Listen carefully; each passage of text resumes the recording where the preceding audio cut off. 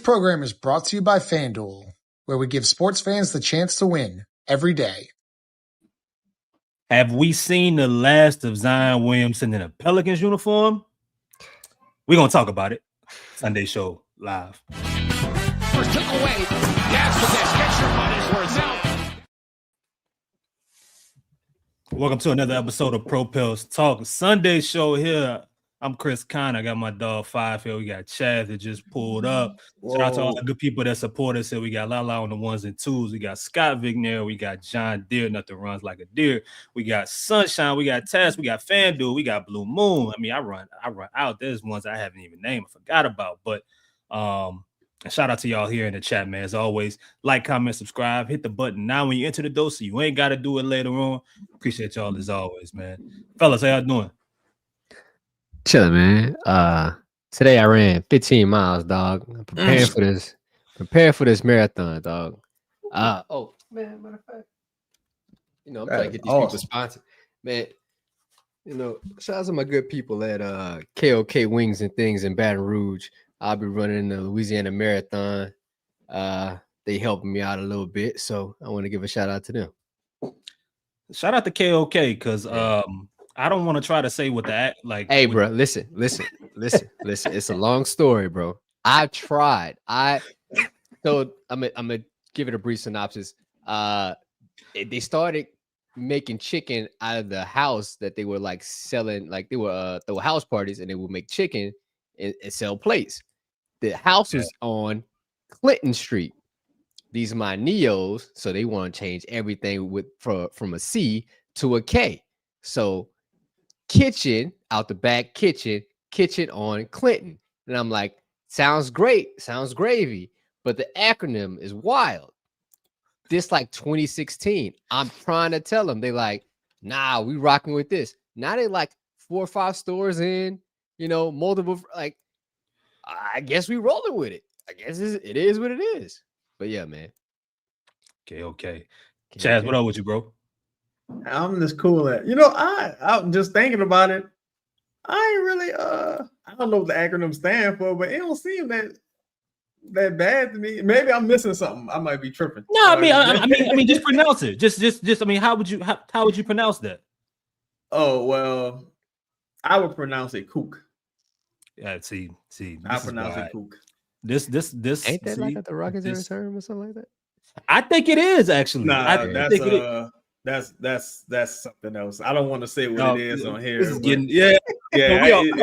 another term. We all to a great start here, man.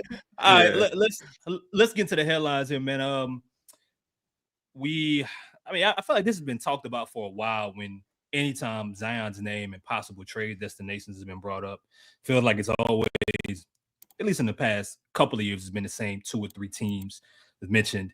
And now with him being out again for another month and Pelicans being where they're at right now, Chaz, 5, what is the deadline that comes up for players that were excluded to being traded? Is it December 15th? For some, it depends on when you were extended. Like, for example, Herb is January 15th. January 15th. It's kind of crazy.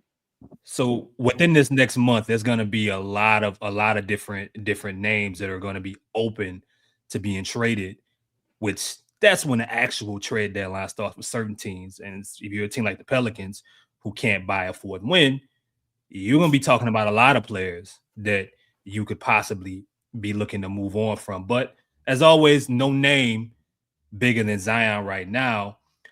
So I want to ask you guys here with the latest reports coming out. It's always some type of smoke surrounding it here with Chicago. But 5, I'll just flat out ask you, do you think Zion Williamson has played his last game as a New Orleans Pelican? I'm 75-25 on he's played, and 75 being that he has not played his last game in New Orleans on that particular topic. I mean,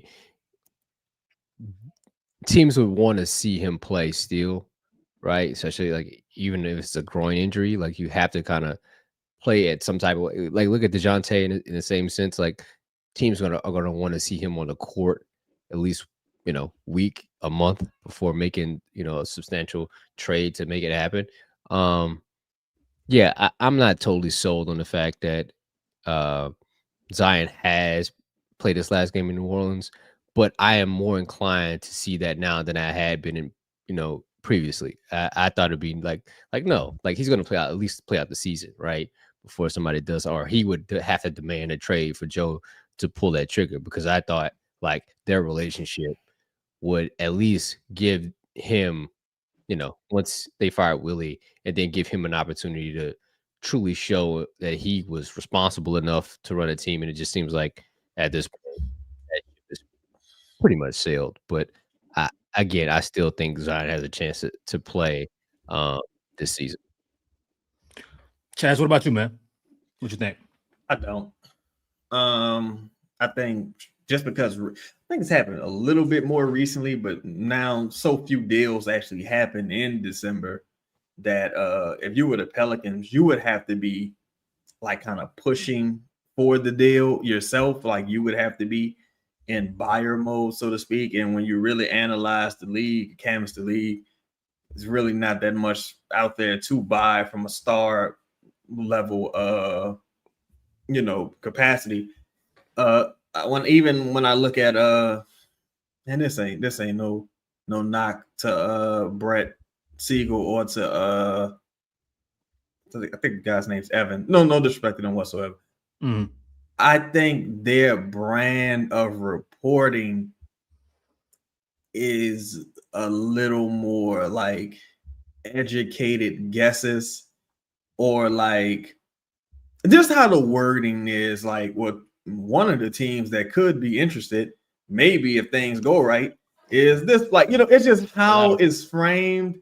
And man, I just really wished, instead of, maybe calculus or, algebra 2, we had a real strong just reading comprehension like syllabus like in high school and college. Yeah. I'd be like, why people run? Oh my God, they say the Bulls are gonna trade for us. Like, it's not what he said. He said they could be interested.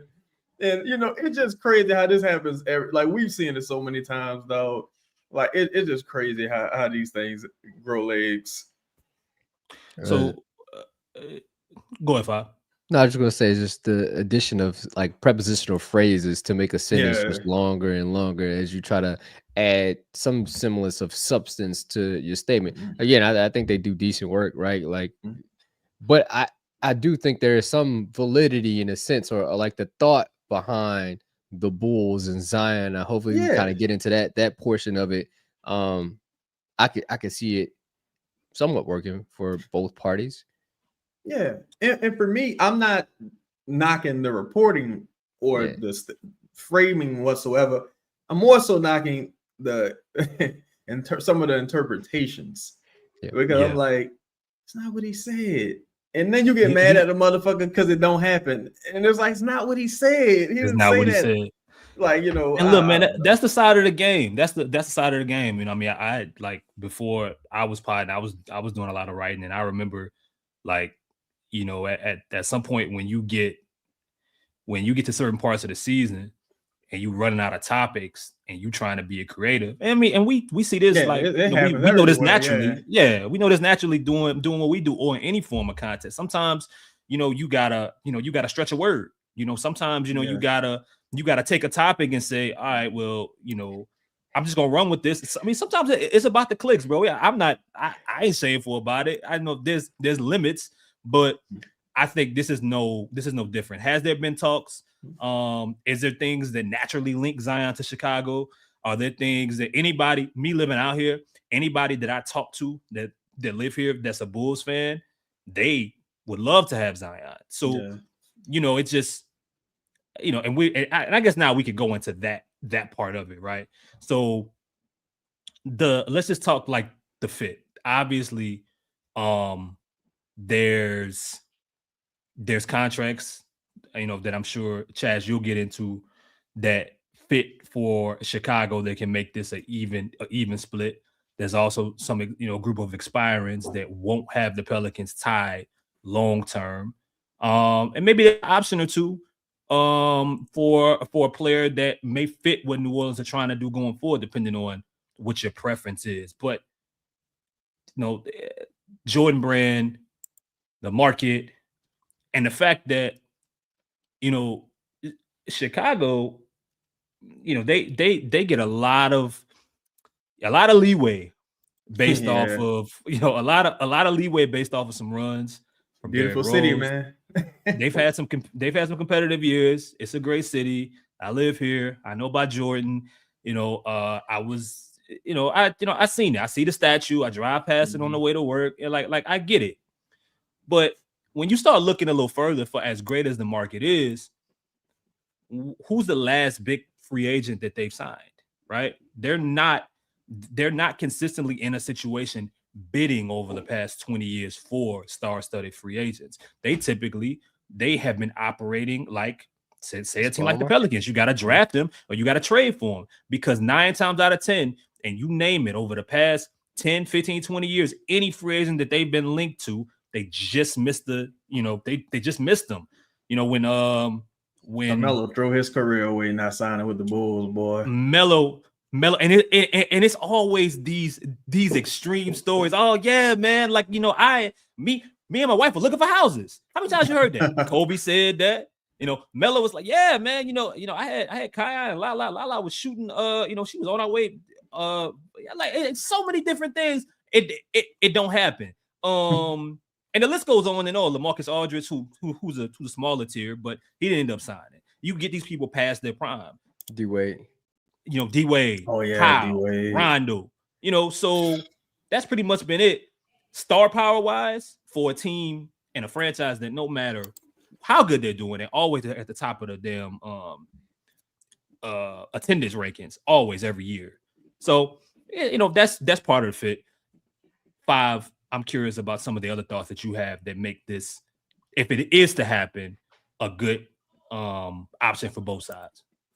I think it's intriguing because this is the thing about Zion and even Brandon to a fault. Like, they're not builders of culture, right?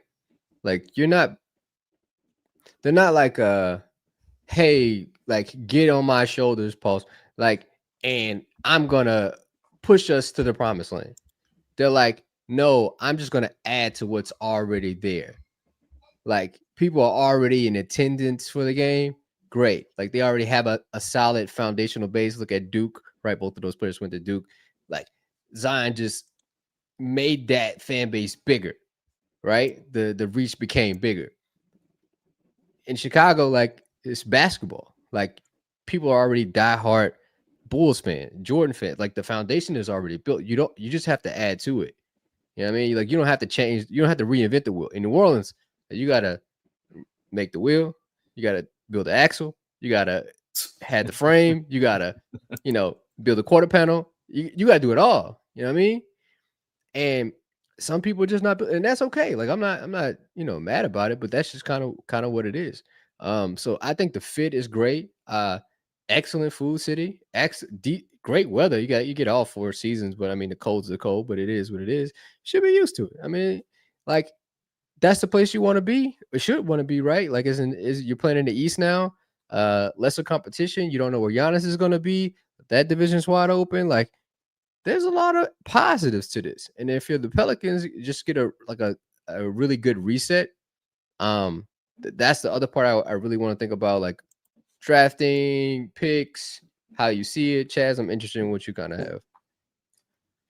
I think from a Pelican standpoint, they don't really have the assets, like multi-year assets, that I would be interested in, aside from Matas. The Noah thing, Noah's out right now with a shoulder. Who knows how long that's going to be. It's fucking grand opening, grand closing, man. Damn, these injuries suck this year. But aside, if I can't get Giddey or Matas, like, because everybody else is expiring. Or Ayo, he due for a contract extension. Kobe White due for contract extension. Vucevic about to be 36. He had like a little run, and that's kind of about over. They just don't have the assets, unless you're talking about maybe a pick rich package, which I couldn't even really imagine at this point for Zion. I would kind of my mentality with this would kind of be more so if I was like, hey, I give you Zion for Josh Giddey. Like if I was gonna frame it like I was buying Josh Giddey, that's how I would probably reframe it. I think Josh Giddey is pretty awesome, honestly. But if I was gonna that would be more of my mentality. Like I was using Zion to kind of pair with salary to go buy something. I think from a seller standpoint, and probably get into this a little bit later, I am not of the build around fears and queen mindset. I'm just not of that mindset at this stage. And like with the number, like I did a little bit of research and the numbers, it's kind of rough, man.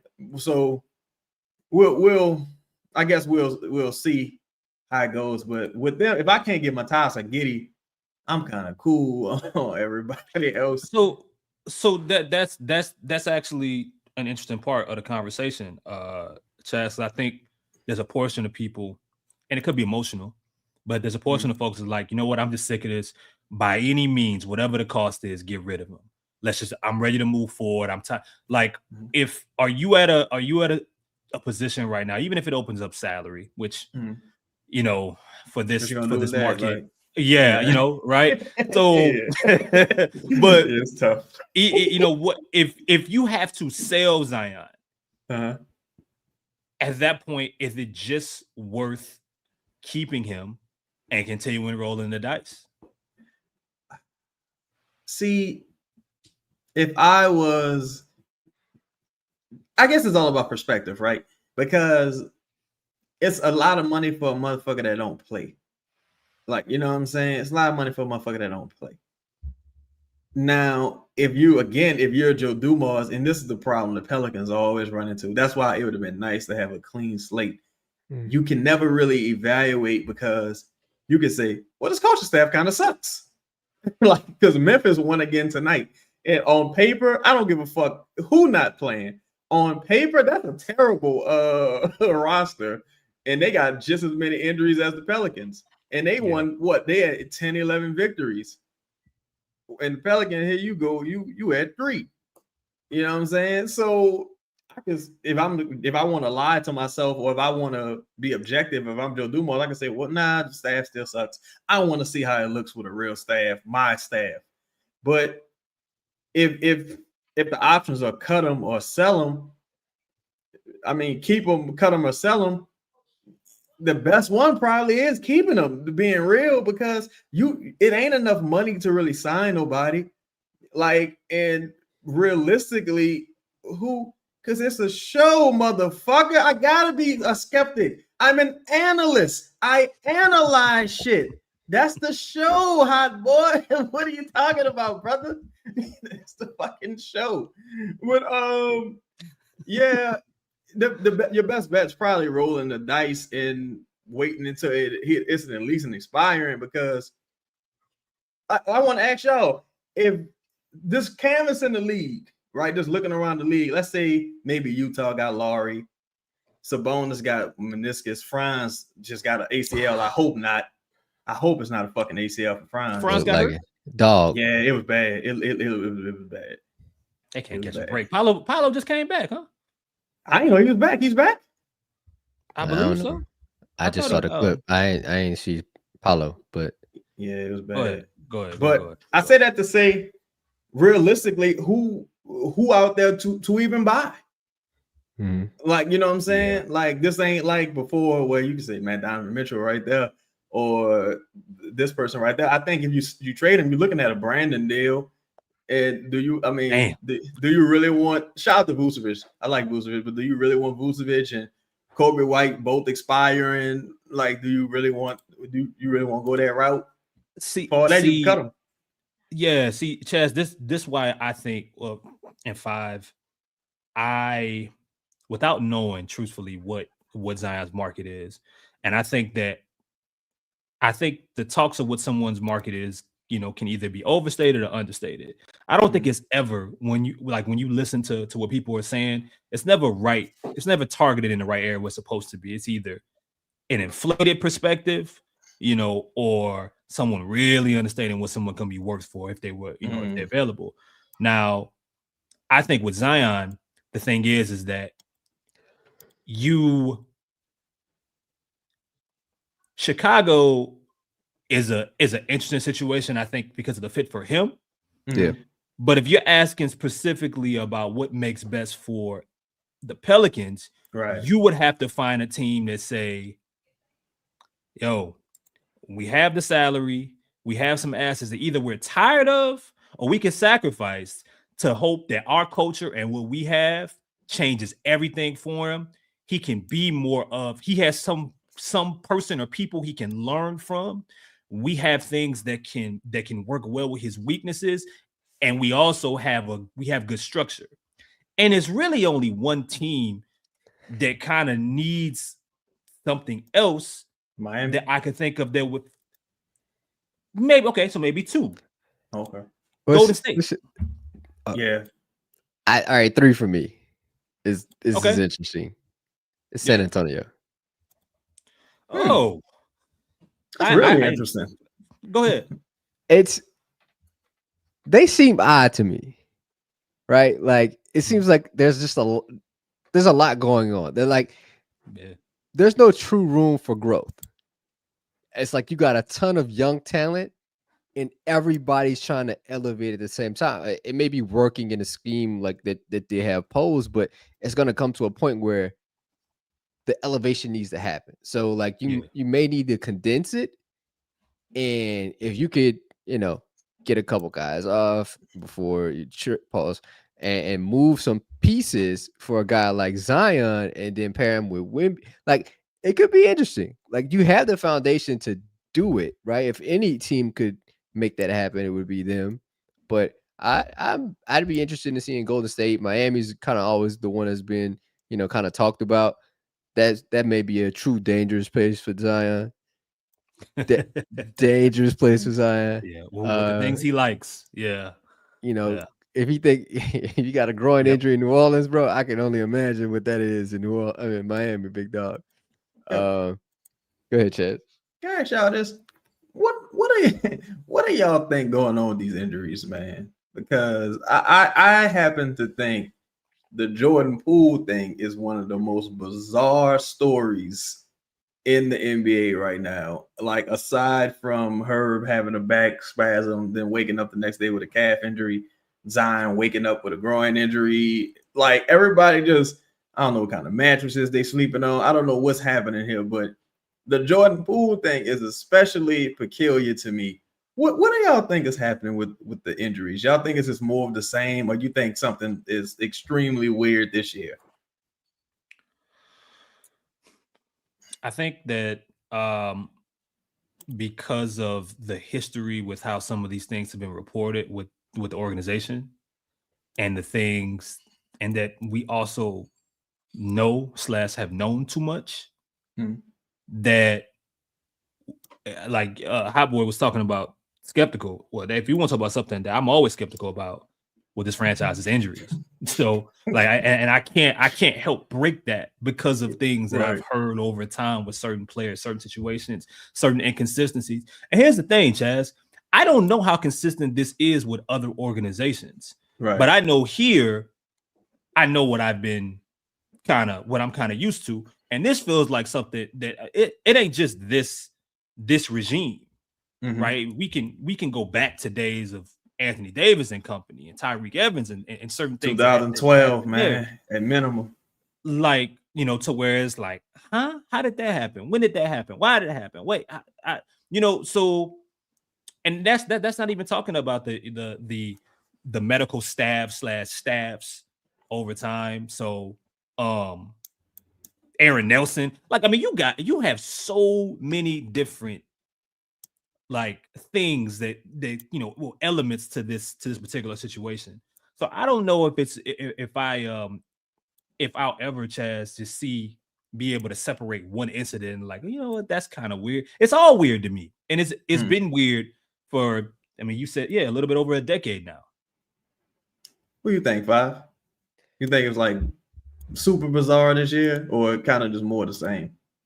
There's always like an outlier year in certain things, certain cases. But I think the NBA as a product is causing this, right? Like y'all wanted high scoring games. Okay, cool. So the players started training in a way that would, produce high scoring games. Training like the skill level, but the physical attribute of it, you didn't train, right? Like that's different. And you're faster, you have more skill, but yet your body isn't accustomed to playing that way for an extended period of time. It's like runners, right? Like I'm running a marathon, but I have to train my body to get to a point to deal with the type of running that I'll do in the race. That takes months to do. And I don't have a dedicated trainer to do. You do, and y'all still messing it up. I think there's like a overall restructuring that needs to happen when you talk about training. Like the NBA needs to probably hire some really smart people to come in and have a conversation, a get together with all sports medicine people across the league, because this isn't just a one team incident. Like there's players getting hurt all over. And you know what, guys? I'd be willing to bet, and I could be wrong, but this is just a guess by me. I'd be willing to bet there's a larger percentage of big men getting hurt and getting these injuries than, say, guards. Now, I know we're talking about Jordan Poole, for example, but like you look at Wemby, for example. I don't think that maybe there's a chance Wemby in no era would he have ever been healthier. But I know for sure in this era with this level of pace, it's almost impossible that he's going to be able to be healthy, because you already are at a size where lower extremity injuries have been weaknesses in basketball for decades. Yeah. Like this has been since the 60s. Motherfuckers wake up and break their foot when they over 7 feet. That's just how it goes. And now you're talking about being 7'4" with that kind of movement and that kind of game at this pace. It's impossible, because it's not supposed to. It's not what your body isn't supposed to be able to play at that pace. And we haven't seen it. And I don't think that it's an accident. Like Jokic seems to be the only outlier, but I think it also fits that he's not an athlete that plays based off of him getting up and down the floor. He creates his own pace. Hey, my bad. Chad. No, I wasn't saying. No, go ahead. I think Chris is on to something. Like you talk about like big men, they run inline to inline, right? Then they do a lot of screening, in the half court. So I would like to see the numbers on big men, like and the mileage that they put on compared to like a guard, because a guard, you're do a lot of things in transition. You might pull up for a three. That might be a lot of game, but that's really just 3-point line and 3-point line. So your area of basketball is probably shorter than the big man in the movement. And then he's moving with, size, build, his leverage or the power that he would need to pull off certain things or to do certain things is way more, or provide, you would need a lot of energy to do. They're not posting up a lot, right? So it's not a lot of back to the basket. Not a lot of screening in the half court, not a lot of slow game. That plays a part in all this. But I would like to see the numbers if we could find out in any way. Go ahead, Chaz. Oh no, I just think it sucks, because all I can ever really say with the Pelicans is I think it's interesting. I just think it's really interesting. Like, some of the injury designations. I mean, and this is not a knock on Aaron Nelson, but it's, hey man, at some point you gotta go public, man. Yeah. He say, she say, shit get tired. You know what I'm saying? But it's like, shout out to Jones, man, for reposting the stream on Twitter. It's just interesting, like the injury designations, there being some carryover from the older regime, and like hearing, like as recent as last year, that some of the guys who had suffered real like serious injuries last year, they didn't trust the team in their imaging, and because I'm starting to feel like, if I was gonna put my kufi on, I'm starting to feel like you might be saying I'm all right, but I'm really fucked up. And then I go get a second opinion, and it's come to find out I am fucked up. So and maybe that explains why you say, "Oh, it's just my back." But come to find out, I got a calf strain without practicing or without doing anything. I just woke up, we had a calf strain. Or I'm not on the injury report. Now I got an ankle injury, like Eve Meesey. Or I'm not on the injury report. It goes from a contusion to whatever the fuck Zion's new injury is. I'm not even sure what it is. It's just like, it's just interesting. These things are just popping up. Like people literally just waking up injured. And it just seems bizarre. It could be happening all across the league because the league's been fucking crazy this year. It just seems like this high level incompetence here in particular, though. Like it just seems interesting. The Zion thing is interesting, right? They announced that he was off the injury report, right? And then he became questionable, right? And then he was out for a month. It's like and then he was like questionable with soreness. Yeah. Wait, what? And Jordan Poole going through full warm-ups for about a week now, a week and some change. And it's like, yo, did he practice? Nah, he ain't practiced yet. He can get a chance. He was cleared about 10 days ago. What we doing? Like, I don't know. It just seemed real third world, man. Like, I don't know.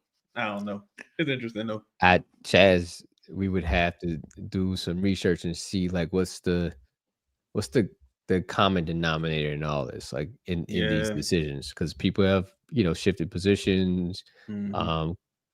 Who is that might have been crazy.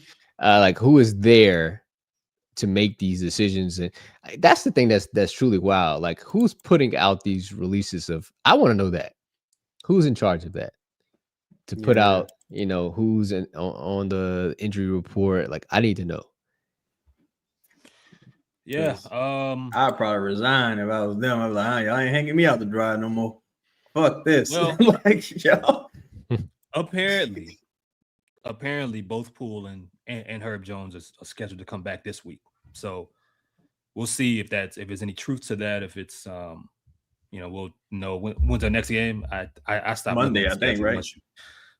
Okay, yeah. Once you're 3 and 20, whatever. That Carlos back already, and he had a calf strain. What kind of calf strain was it? Yeah, see, that's the thing too. I'm like, what grade of calf strain is it? That's just like a catch-all fucking term now. Like, I don't. You got a cold. Like, all right, what is that? What does that mean?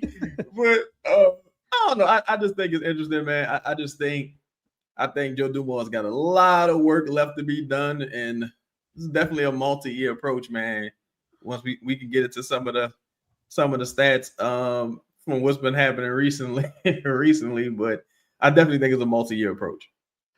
So speaking of a multi-year approach, it's multiple ways that Joe or I'm about to say Trajan, goddamn, Troy Weaver. Big token. There's multiple ways for Troy Weaver and Dumars can go about approaching the process. Some may want to sped up process. Some may want to strip this entire roster down, staff, and start all over. I'm curious with that if they're in an asset acquiring state of mind.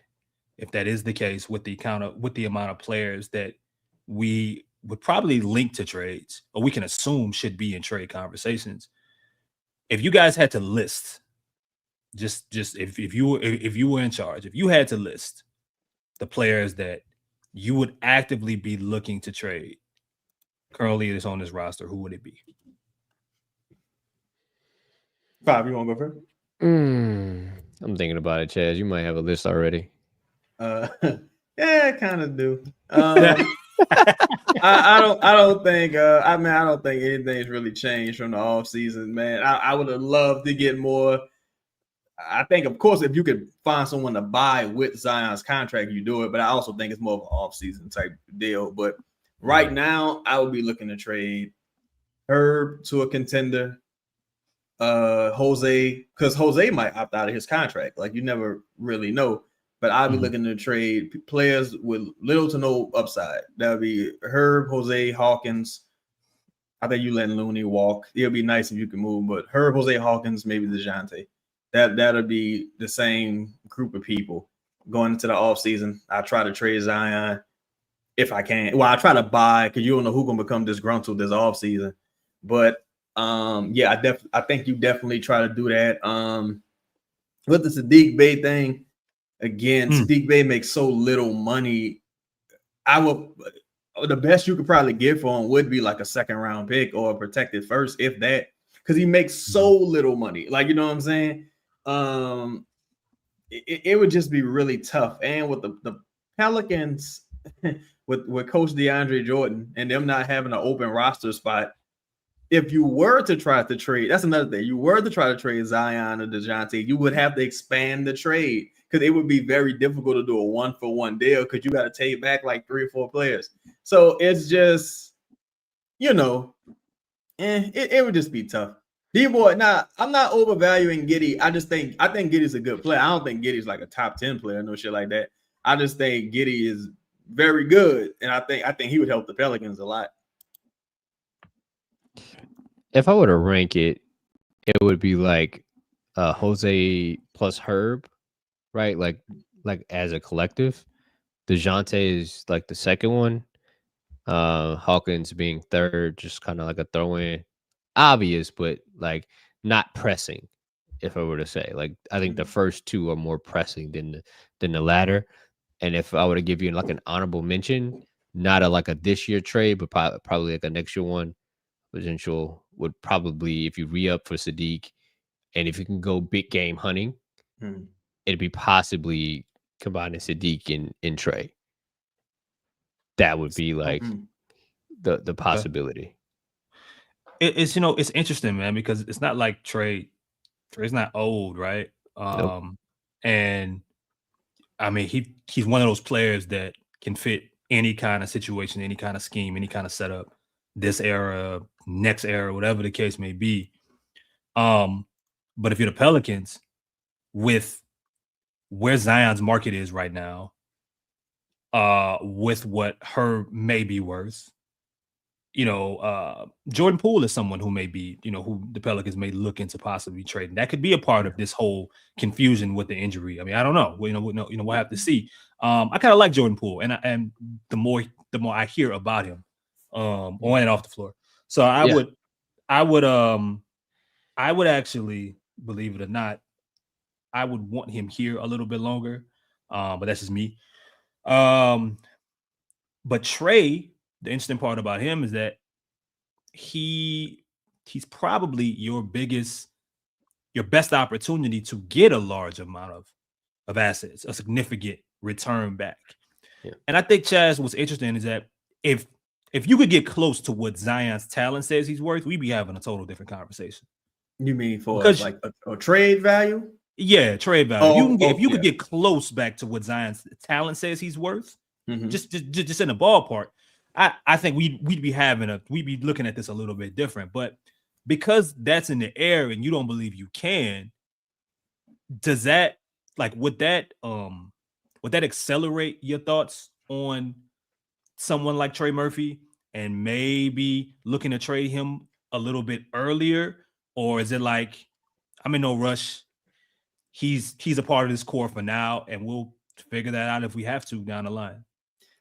For me, I'm not in a rush because to me, it's like a David Griffin type move. They're like, fuck, I got to attach someone that I kind of would prefer to keep in order to move on from a bad asset because I either didn't move early enough or the asset, I'm just not getting a return or what have you, right? I think I just really don't think the Pelican situation is that bad for as like roster construction and with money. I just think you got a lot of rich people that don't play. Like DeJounte becoming 2 or 3 role players with that salary, or him even playing, it kind of changes things quite a bit. And even, I did a little research, man, and this is one of the reasons why I wouldn't trade Trey at this juncture unless I was just blown away by a deal. Yeah. Is because for one, I'm gonna spend a lot of time looking for a player just like that, and for two, Oh my God. Okay, so since James Borrego took over, teams 1-11, of course, right? Now, of course, this roster not a juggernaut like Memphis with guys like Jock Landale, players like that. You know, Pelicans clearly on that level of juggernaut. Shout out to Cam Spencer. You know, shout out to Cam Spencer, man. Shout out to Colin Cowell. So, this gonna sound so familiar to y'all. So, Pelicans, Trey Murphy games with 20 plus shot attempts in regulation. 0. In regulation, 0. Right? I'm talking about since James Borrego. Zion, 20 plus shot attempts in regulation, 0. Derek Queen, 0. Right? 16 blown leads, 7 fourth quarter blown leads, 6 double-digit blown leads. In 6 years of James Borrego as the head coach, spent 1 year in Orlando, 4 years in Charlotte. Mm-hmm. He has 1 winning record, and I think his second to last season in Charlotte. I just think that I just think that it would be nice to have a little bit more creativity offensively, and because if that's why, shout out to Hot Boy again. If I'm stopping today just based on what I've seen today, I'm like, ain't no way in the world I'm building no fucking team around Derek Queen. This guy takes like 3 shots a game. He don't really do nothing. Like, that's why I'm like, I need to see these players with some real coaching and some real high level, like, you know, IQ out there, because there's no way a team like Memphis should be running you out the gym. There's no way a team like Dallas without Anthony Davis, without Luka, of course, has been gone. Derek Lively got his injuries. You got what's my man's Kyrie hurt. There's no way teams like that should just be still blowing you out of the water, and you're losing in the same way as you've always lost. Like, this sounds like the shit I got in trouble. Well, I ain't getting in trouble. Let me rephrase that. Sounds some shit Matt Ryan was hoeing about. Again, 7 fourth quarter blown leads, 6 double-digit leads. I can go to the games in my mind, like Minnesota, Dallas, Memphis. So many of these games, even going into overtime, when guys going the entirety of the fourth quarter without getting looks. So, like last game against Brooklyn is another team that just beat the dog shit out of you in Brooklyn, right? Not on the second night of a back-to-back, mind you. And again, shout out to Brooklyn. Ain't no Cam Thomas out there. Like, you know, ain't no, you know, Kevin Durant gone. You know what I'm saying? Mikal Bridges gone. All them dudes gone. It was Michael Porter Jr., and you still couldn't do nothing. I think Derek Queen ended the game with about 4 shot attempts, if I'm not mistaken. Somewhere close to 4 shot attempts.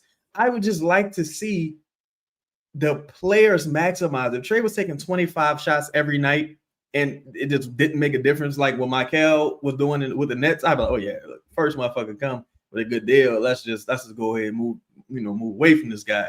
Or even with some of the other players, it's just you lose in the same way. The guys, they not really showing like a sense of urgency from the offensive standpoint. Fears just does what he does. And Jose does what he does. They just wired kind of differently.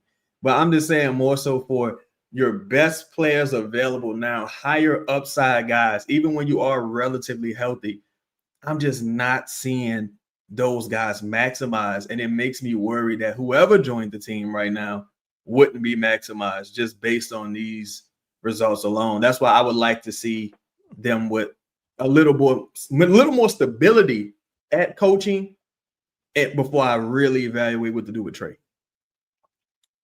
I think, Chaz, it goes back to your earlier sentiments when Borrego first took over. You didn't necessarily say this, but it reminds me of the situation. Like the carpet stained already. You know, like these are players that, you know, in a lot of ways they have to, I don't want to say be retaught, but like they've been, like from a basketball perspective, some of these players have been offensively damaged for the past 4 years, 5 years. Some of these guys have been damaged in their 6 months of being here, or in their 1 year or 2 years. You know, and that's what I struggle with. Like, even if, you know, if one of us took over, You know, some of these guys have bad habits already. Some of these guys have habits from a previous era that Coach Carter ain't fixing. That Greg Popovich ain't coming in here fixing. And if he did, it would take a lot of time. And if you were interim, you ain't nothing. Well, that ain't fair, but you a sub, right? Can I add this though? Because I was talking to someone about this before, and they kind of mentioned something similar. Now, what I will say, without saying too much, is when you campaign for shit, what's y'all mail? Is it Brandon Johnson? Yeah. When you get elected, it's on you. Like you ran. Like you know what I'm saying? You ran. Not it's on you. You could have said no. You could say, I'm gonna wait. I'm good. You ran. You actively campaigned. You got hired. Now it's on you, cuz. And also, I remember when Willie Green, it was like, well, Willie Green don't have his staff. All right. Yeah. Then he got his staff. It was like, all right, Now with Borrego, it's like, this ain't necessarily his staff, but all y'all been here together. I think to your points, like not only is the carpet stained, heard it all before. Like I've heard everyone's like, I've heard your voice for years, coach. Like, I've heard this person's voice for years. It just ain't working because we still got all the same complaints. Like every time it's like, man, Derek Queen got 4 shots. Man, he got to be more aggressive. He got to go get it. All right. Like Trey ain't getting no touches in the fourth. Got to go get it. Got to figure it out. Like, all right, Zion ended the game with 16 shots. Got to go get it. Got to go figure it out. It's like, all right, look, man. Like, what we paying the coaches for? Like, what? Like these motherfuckers just here supervising? Like they the parents on the field trip? What we paying the coaches for? It just seems so lateral at this point, man. That's really why I bring it up. Okay, Bob, go ahead. I think there's some validity to it, but also like we might have to have a conversation about Trey, whether it's on wax or off. But there's whoever's bro trainer is, you gotta move on.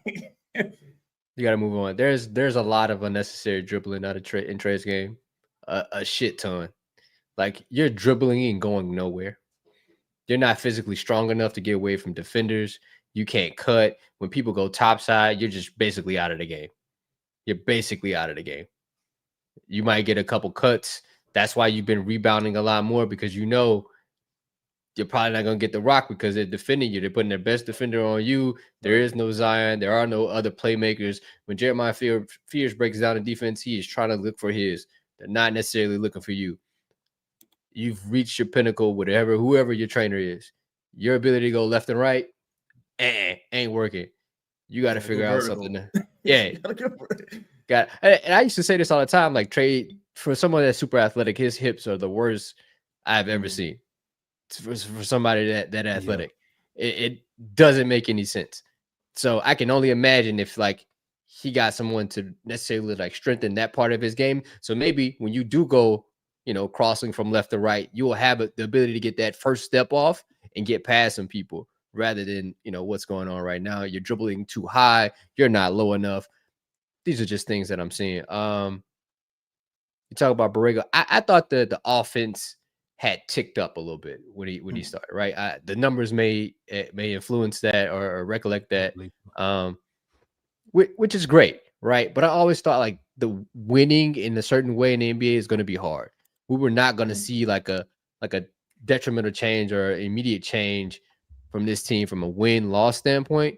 Not soon. I mean, it takes 28 days to break a habit as well as create one. We may need 28 games to do so, to really understand like, hey, this might necessarily be working. There are strides that I've been seeing from this team. There are easy buckets that I'm seeing that I hadn't seen before. I'm not saying like it's perfect, but I do think things are working. Some things are. The lackadaisicalness versus the Nets, I just think that's more so like on the players. They in New York. Cat's probably out there for the first time. This came out flat pretty much. Super flat. But yeah, There's a multitude of different things. So I think two things can be true in this case.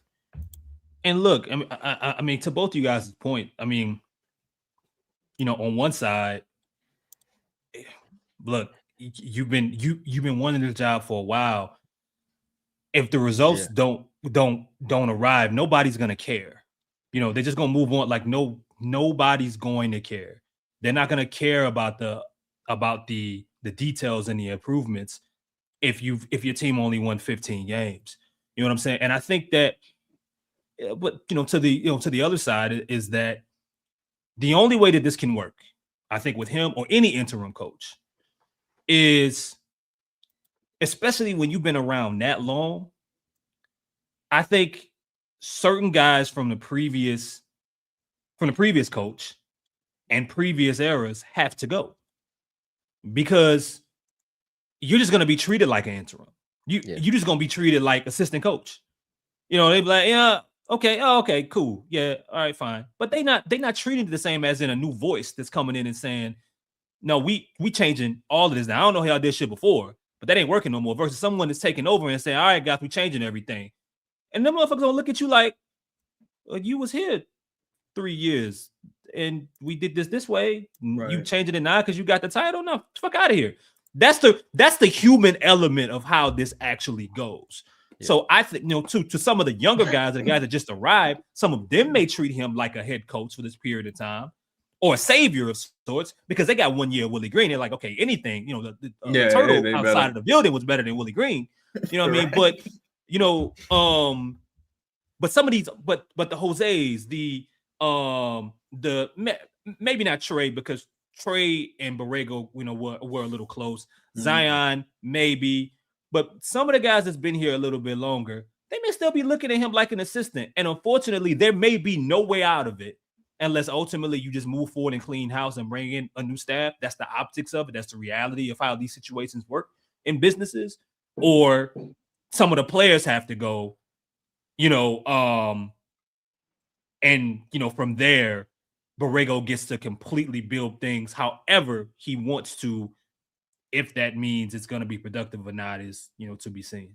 Yes, like what I'm not seeing, like when you look at Atlanta with Trae Young being down, and aside from Jalen and Null having like a nice run, I wouldn't say that's an immensely talented team. Like I would say apples to apples, because one thing I will say is for some of these games, Zion has been available, like for quite a few of these losses. So it's like, well, damn, it's not like you was just destitute from a talent standpoint, and from a 3-point shooting standpoint, you probably was. But from everything else, it's like, there have been games where you won the 3-point shooting battle and you still lost the game. Have been games where you won the rebounding battle, you still lost the game. Some of that's not his fault, of course. Motherfuckers missing 11 free throws. What I'm supposed to do with that? But I'm just not seeing them fail forward enough. Because again, Atlanta, you winning some games. Memphis again won tonight, and just looking at it, I agree with Chris from the human nature standpoint, and the other human nature standpoint I think of too from a player perspective is kind of like, it's just like when you get with a new girl, you're like, this one not gonna get on my nerves, and then you're like, nah, you're never gonna meet one that just don't get on your nerves. Like that just don't exist. That's not a thing. Right. It's so I don't know if it's a issue from a player standpoint, the way it's just like, all right, well, we thought this was gonna work. Now this shit ain't working neither. Still can't get no touches. Still can't do this. Still playing like a different brand of basketball from night to night. Especially, we talked about this before. I'm especially concerned about Derek Queen, because if and not him individually as a player, but I'm just like, nah, the usage got to be different here, because how can I evaluate if it is the right move to build around him? I don't want to go into year 2 and 3 having the same questions. Like, I don't really know, maybe, so it's just tough, man. It's just tough. A few wins would have made a lot of difference. For sure. I just want to say, Chaz, you brought up Memphis and Atlanta, but Memphis has historically been good at developing guys and running similar offenses. They hadn't changed anything even when Taylor Jenkins got fired. Like they continue to do the same things over and over. When Jai used to get hurt all the time and they had Taylor Jenkins, they were still able to get wins no matter who was in a lineup. So I just got to give credence to like teams know what they are. Yeah. And they have a style and they'll continue to do that because they know eventually it'll garner wins and it'll garner success. The Pelicans, on the other hand, just made a guy a head coach that operated a different way entirely than a guy he was the assistant coach under. So they didn't have time for training camp and the development. Like, hey, we're gonna run this. They're really learning on the fly. So we're not gonna see like a total foundation of what this team is night in, night out. I hope to see it soon, for at least 3, 4, or 5 games to see how that can expand. And if you fall off one, great. But at least have some kind of recipe that you can rely on consistently. But I just like to, because Memphis is different. That team's always just been good historically. And Atlanta got Kurt Snyder, right? No, not Kurt Snyder. That's the damn basketball player. Oh my God, Quinn Snyder. Yes, from Dude. I say Kirk. That's the former Hornet, actually. I just like, damn, bro. The to me, the blown leads have really been like the biggest issue, because I'm like, damn, this is the same with the Green and the rotations. Those two issues. If you were just going out there getting punching them out and never had a chance, I would feel better, because I'd be like, well, clearly it's the talent. Like y'all just can't compete. Clearly these dudes just not that talented. But it's like, if you getting some out-of-body experiences here and there from what's McGowan? McGowan like 6 man a year, damn near. Carlo still doing this thing. Eve having some great games. It just looks so weird. Like, why you sitting this guy for so long, man? Why is this? Why is that? And I know we all gave Jose a lot of shit with dribbling the ball to the court with them 40 seconds left, but I'm still like, you got 2 timeouts, man. Just call a timeout. It's a 4-point lead. You see, you know who you're dealing with. you know what he capable of. So 40, But I don't know, man. I don't know. This is tough to evaluate right now. It's it's interesting, man. I mean, you could break this down to like how certain families can go sometimes. If let's say, in this case, the Pelicans would be a badass kid. And for, let's say, there's a divorce that takes place, and then eventually stepdad moves in, and the stepdad could have a bunch of wonderful principles and ground rules and all these different things. But if the kid just don't have no structure, it's a badass kid gonna look at him like, you ain't my dad anyway, get the fuck out of here. Right. Until some time takes place. Now the question is that in this case, does James Borrego have all of the things that when you are taking over something that perfectly, well, I won't say perfectly, but transitions you into a new structure properly? And the thing with him is, Chaz, to your point, is that he doesn't have the ability to not do it hitting the ground running. And that's the worst thing that's in his way right now. Even if you think he's an average coach, that's another thing. But the worst thing he doesn't have right now is time. And because he doesn't have the support of 2 guys that didn't, like Troy Weaver and Joe Dumars don't have any ties to him. Griff did. Griff was big in bringing him in.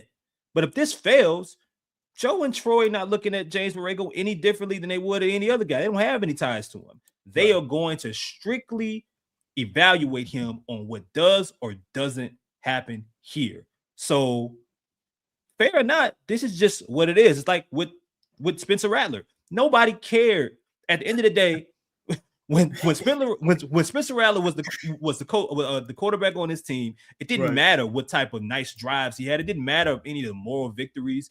You were not going to be able to keep that job with that record that he had. He needed to win some games at some point. He was gonna be replaced. So at some point, James has to get going. I do want to finish. I do want to bring in an ad here from Game Time.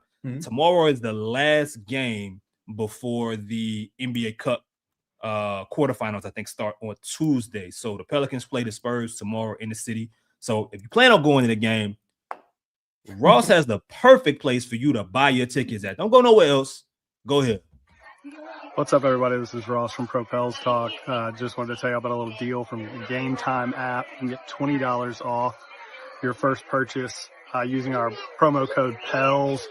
The app's incredible. I've been using it a bunch. All the fees are included. You get great deals on seats, last-minute deals. You get a view of your seat. It's I think, the best last-minute ticketing app there is out there. So use our promo code PELS to get $20 off your first purchase, and go Pels. That was Ross and Game Time. 5 thoughts? Yeah, use Game Time. Shout out to Game Time, man. Last minute ticketing option.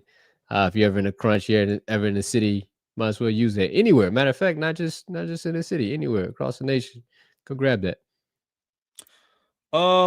So we got about, I don't know, we're gonna wrap up here shortly and get to some I think some super chats and some star questions here. But beforehand, let's end here, man. What would James Borrego have to do as we end this year and go into next year? What would he have to do for you guys to possibly get another run at this job? Is there anything he can do, or is this pretty much over? Go ahead, 5. I figured. I think a couple winning streaks would help him. Winning some games that he's not supposed to win, right? Beating some teams schematically, or having your team outplay some teams like late in the game, get over the woes of, the detriment of a fourth quarter squandering of a lead, or you do the squandering of that for a team. So I think games like that will probably stick out. Let's think about like a team like, if you can beat a Denver, you can beat an OKC, maybe at OKC, something, people didn't see happening, I think would help you a lot. Chaz, I kind of know your answer here. So, but Okay. I want you to respond, but what I am curious about, you don't have to give me a name, but what kind of coach would you want to come in like going forward here? If you have a name, great, but if not, what kind of coach? Is it a college coach? Is it an assistant on another team? Is it a retread? Is it a big name that's gonna cost you money? Like, what route would you want them to go? Want someone relatively cheap who has a history with developing and kind of just extracting the best out of some of the players. I've been saying Chris Quinn for a couple of years now, assistant guy, probably cost you a little bit more than some of the colored coaches you've been looking at, but you can still probably afford them, probably still within range. Man, I hope everything good with Franz, but in the event that the Magic fall off and Mosley ends up being a sacrificial lamb, the Pelicans will really have some interest in that. And he be having them dudes out there like junkyard dogs, bro. Like when they had all them injuries last year, that was just a crazy team to watch. Yeah. Suggs is an underrated player for sure. Like that's a crazy team to watch. But yeah, man, guys like that. With Borrego, it's not it's not like necessarily the baby has been born type situation. It'd be nice to keep him in the building, but I just think it allows you to just keep passing the buck. We just gonna keep passing the buck. Like, oh man, when Casey Hill go, we're gonna see something different. Casey Hill still here. Casey Hill hair whiter than ever. Motherfucker, head full of gray hair now. Motherfucker, a silver fox now, right? Then you got Jared Collins. Jared Collins ain't doing the rotations no more. Shit about to turn up. Whatever. Right? Like whatever you say. Like, all y'all just get out of here, man. All y'all get out of here. Take your shit with you. Fuck up out of here, man. Medical staff, fuck up out of here, man. It's been it ain't no goodwill. It just ain't no goodwill. Like, you ain't done nothing to make me say, hey, man, that guy discovered Eddie Murphy. That guy, he got an eye for talent. You ain't never done nothing. Nah, everybody got to go, dog, until we get to the root of this shit. Like, all these guys got to go, man. It's just too many problems, dog. It's tough, man. To your point, Chaz, one of this team's issues, and that organization, is that when they bring in new, they keep some of the old. Yeah. If they're gonna do this right, they need to do it. There is no bringing in, Stan Van Gundy and saying, but you got to keep these guys. Right. It shouldn't exist. There is no bringing in Willie Green, but Willie, for this to work, you got to keep these guys. I think that sure there are certain people that may assist you properly, just assist your program properly, but eventually, all those people that the Pelicans have kept, they ended up firing them anyway. Right. You know what? You guys can do whatever you want, but Teaspoon ain't going nowhere. They fire the next year. Fred Vincent, okay, take the job, but Fred got to stay. Fred's gone the next year. Like the list goes on and on of these situations happening. Like they can't keep repeating, I think, those kind of issues for this to properly work. If they're gonna go ahead, if they're gonna bring in a new coach, and even if they unfortunately go apart the process of putting together the staff with the head coach and said coach Chris Quinn, whoever it is, can't pick their own staff. Okay, if you choose to do that, fine, whatever.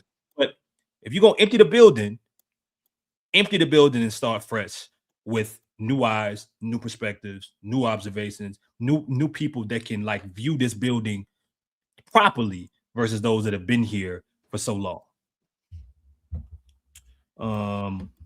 Let's see here. Let's go. We only got a few star things. Let's move here. How about the 76ers or the Clippers? Would they take a stab at Zion?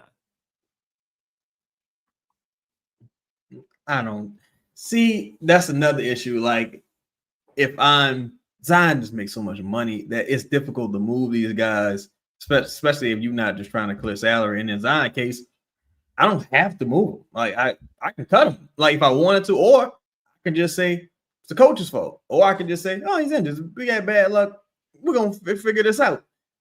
But so it's not as dire of a situation as kind of you would like it to be. You kind of wish it was like, no, I need to make this decision left or right. Clippers ain't really got nobody. Because I think for Dane, he would be thinking from the standpoint of saving money. And it's like, I can just cut him. You know what I'm saying? Because Jared Collins is expiring. I'm not getting James Harden. I'm not getting Kawhi. Norman Powell's in Miami now. Oh, I'm getting Zubac and what? Really? Derrick Jones Jr., I think? Or is that Derrick Wood? Which one is that? One of the Derricks. With the Clippers? Yeah. Derrick Jones Jr., yeah. Yeah, Derrick Jones Jr. Nah. 76ers, who I'm getting Zesty Mack. Who I'm getting Paul George would just retire. And you wouldn't want him anyway. He just retiring. You're not getting the edge cone. Like, you're in a situation where it's really, that's the thing. Like, you really couldn't win unless you were going to buy someone with that contract. And then you got to figure out who you will want to go buy. And the best candidate right now would be Lowry, I think. You don't think they give up Edgecombe? I don't think right now they will. He's not really playing right now, but I think once they figure out the Paul George situation, sooner than later, I think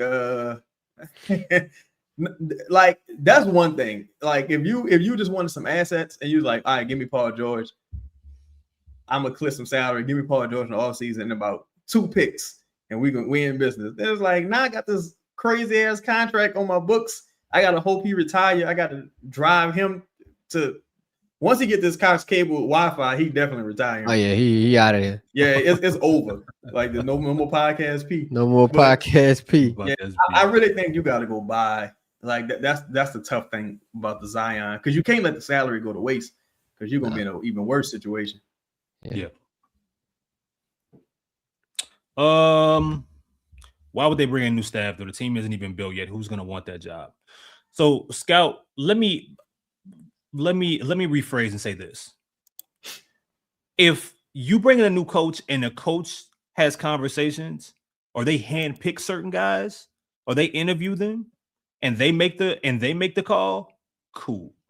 Like, I think I've heard really good things about Corey Brewer. I've heard some good things about Aaron Miles. I'm not saying that those guys are not good coaches. I just don't want a situation, and it's no disrespect to them, I don't want a situation where the team is holding on to said guys because they're lazy or they're cheap. Yeah, that's what I want. Just to ultimately handcuff them from new opportunities or different opportunities, or just fire them a year from now anyway. To break, like, I'd rather them just do it, just do it now, like they should have did with Willie Green. It's the delayed element of it.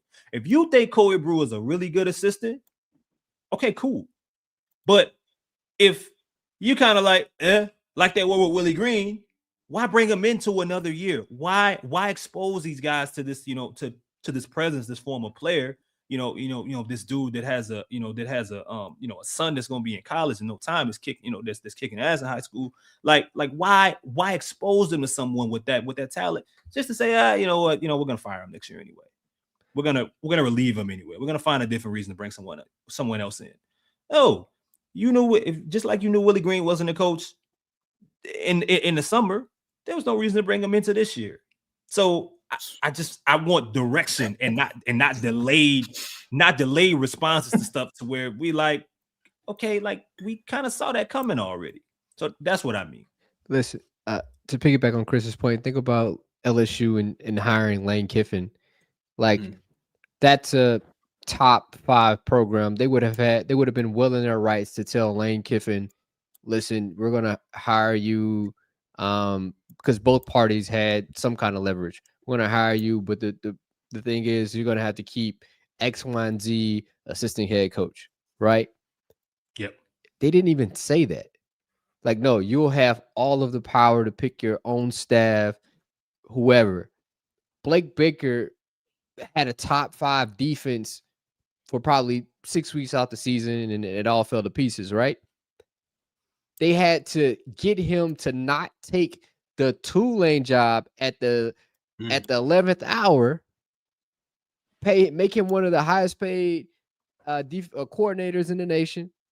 You go out and still get Corey Raymond.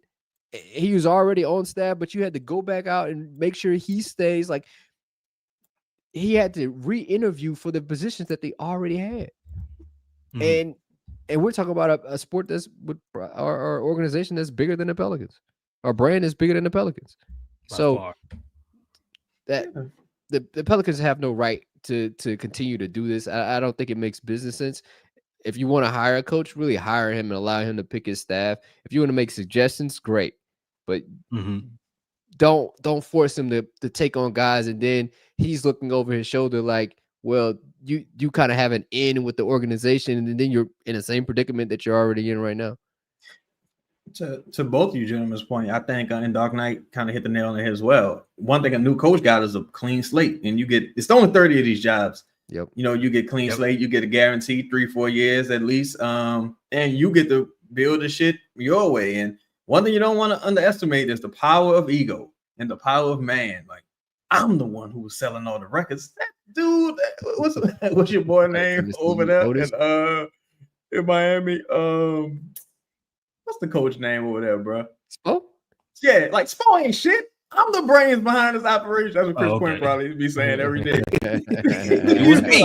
It was me. That was my I played here. Yeah, like, come on, man. Like, can't underestimate ego. He be terrible. Oh man, that's funny. All right, man. Let's in here. I think this is a good question, man. My name is my name. Shout out to the Wire. Shout out to Marlo. What is y'all most outrageous hot take about Herb Jones? Mine was him being the next Kawhi Leonard. Mine was, I thought he was going to be Andre Iguodala. That's a good one. It's a very good one. I don't have a hot take about. Oh no, I do have a hot take. He was going to shoot 40% from 3 for the rest of his career. Yeah. Yeah, that's me. I think my hot take was he could orchestrate the offense a bit more. And my hot take probably ended up the coldest because we saw that this season. And boy, if I was ever wrong, I was wrong about that. I mean, God, Point Herb was not a thing, man. God damn. Best wishes to Herb though, man. I hope to see him back on the court soon. Sure, man. Hope he's healthy, man. We'll see. Starting tomorrow, if the Pelicans get back either Poole and or Herb Jones, Chad, what's up? I was just laughing to myself about Point Herb. Damn, I was wrong. That has me thinking about Birmingham Herb. Oh man, man. one and the same. One and the same. Well, I was hoping that shit was a phase he was going through. Like he emo or something. Yeah, like he grew out of that. Boy, no. My dog shot a pull up 3 to start the game. On purpose. Yeah. All right, man. Well, look, that's it for us, man. We gonna get y'all out of here, man. Y'all enjoy the rest of y'all Sunday. We will see y'all tomorrow, as always, post game, man. So like, comment, subscribe, check in with us, man. Check in with Chaz for the live stream during the game if he's doing it. They play the Spurs 7:00 Central Time tomorrow. So for myself, for 5, for Chaz, Lala on the 1s and 2s. Pro Plus Talk is out of here. See y'all tomorrow. Be safe, y'all.